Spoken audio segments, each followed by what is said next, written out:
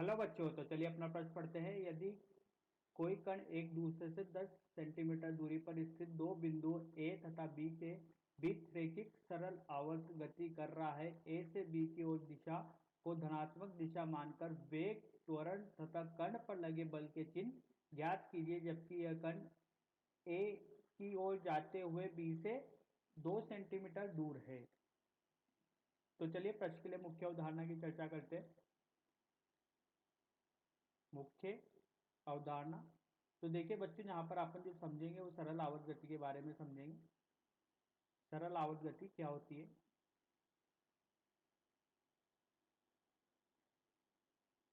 तो इस गति को अपन एक पेंडुलम के माध्यम से समझते हैं। देखिए, एक लोलक के माध्यम से समझते हैं। ये लोलक क्या होता है? कोई भी एक कण जो कि एक m द्रव्यमान का है, और जब इसको अपन डोरी से लटकाते हैं, ठीक है, तो यही अपन की जो संरचना कहलाती है लोलक कहलाती है। अब देखिए, मैंने इस लोलक को क्या करा, कुछ विस्थापित किया। थीटा कोण पर मैंने इसको कुछ विस्थापित किया, तो ये लोलक यहाँ पर आएगा। ठीक है, क्या ये लोलक यहाँ पर आने के बाद रुकेगा? क्या नहीं, क्योंकि इसके पास यहाँ पर एक त्वरण होगा जो कि किधर की तरफ इंगित कर रहा होगा, माध्य बिंदु की तरफ। ये जो इसका बिंदु होता है, माध्य बिंदु होता है, इसी को अपन साम्यावस्था बोलते हैं। यहाँ पर जो इस पर बल होते हैं वो क्या होते हैं? कुल बल शून्य होते हैं। ठीक है, तो जब आप इसको विस्थापित करेंगे तो ये अधिकतम दूरी तक जाएगा। अधिकतम दूरी पर जाने पर इसका वेग क्या हो जाएगा? शून्य हो जाएगा, और ये अपने त्वरण की दिशा को क्या कर लेगा? बदल लेगा। त्वरण की दिशा जैसे ही बदलेगा तो यहाँ पर इसके पास जो त्वरण होगा वो अधिकतम होगा, और उसकी दिशा होगी माध्य स्थिति की ओर। तो ये कण क्या करेगा? इसी तरीके से वापस दोबारा इधर आएगा। ठीक है, इधर ही अपनी अधिकतम स्थिति पर चला गया, और ये क्या करता रहेगा?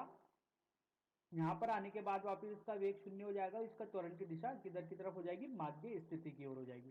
तो यहाँ से मैं ऐसा बोल सकता हूँ कि अगर इसमें कोई घर्षण नहीं है और ना कोई अवमंदन बल है, तो ये जो ये माध्य स्थिति से अगर अपन इसको कुछ विस्थापित करेंगे तो ये माध्य स्थिति के परित इर्द गिर्द क्या करता रहेगा? गति करता रहेगा। कैसे गति करता रहेगा? देखिए, इसको एक सरल रेखा के माध्यम से समझते हैं अपन। ठीक है, तो यहाँ से कण चला। ठीक है, ये चला चला चला यहाँ तक अधिकतम स्थिति पर गया। क्या यहाँ पर रुका? नहीं, नहीं रुका।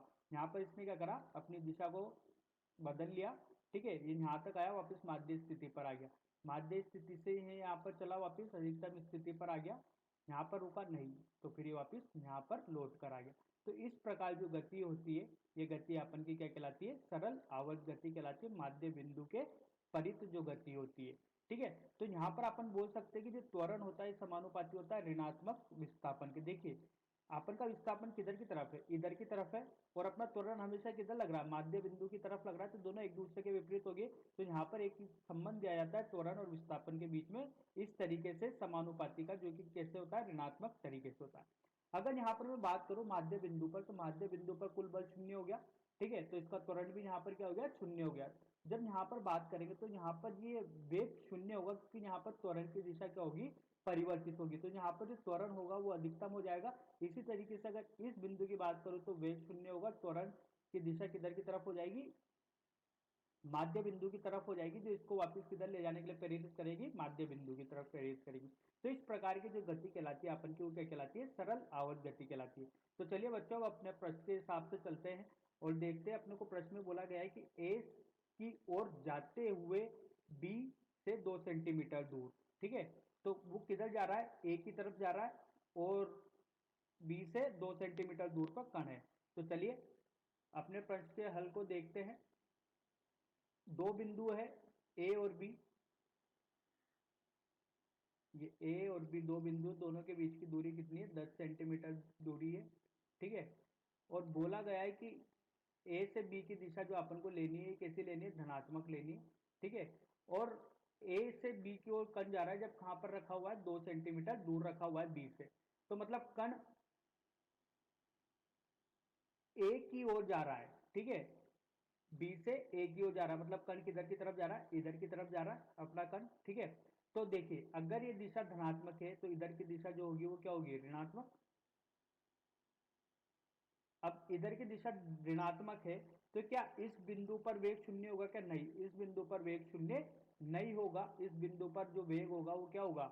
ऋणात्मक।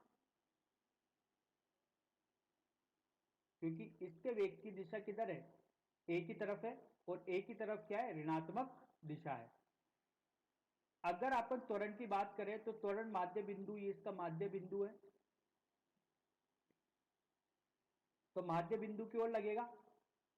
अभी ए की तरफ जा रहा है तो ए की तरफ दिशा क्या है, ऋणात्मक, तो त्वरण क्या हो जाएगा यहां पर, ऋणात्मक, तो बल भी क्या हो जाएगा यहां पर, ऋणात्मक।